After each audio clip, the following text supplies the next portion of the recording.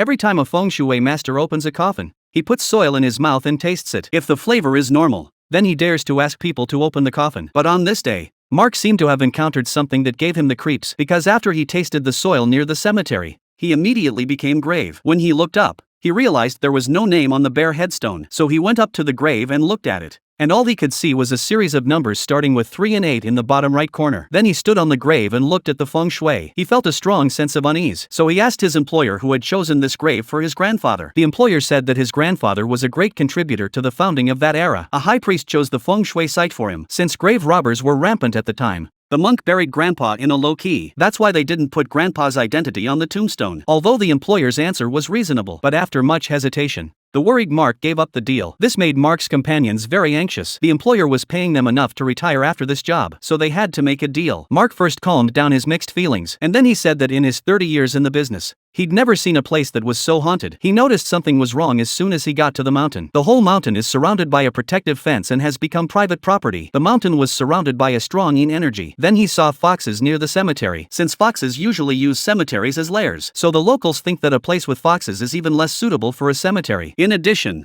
Mark saw that this place is a place of evil spirits, so he concluded that this is the perfect place to keep ghosts. It's not suitable for burying people here. If we force the grave to be broken, we may lose our lives. Although this is a very dangerous move, but Mark's companions were still unwilling to give up this chance to make a fortune, so they returned to the employer to discuss the plan. They also learnt about the employer's difficulties. Ever since his grandfather was buried with a large fortune, strange things have been happening in the family. First, the employer's father was paralyzed in a wheelchair for no reason. Then his brother became mentally ill for no apparent reason. The employer had asked for a feng shui reading, but no one dared to touch his grandfather's grave. Then the family moved abroad. They thought they'd be safe if they stayed away from him, but they weren't out of the woods. His wife had 2 miscarriages without warning. Now she's finally given birth to a son, but the baby cried and cried from the moment he was born. Even the best hospitals in the world can't find the cause. If this goes on, it'll be the end of the line for the employer.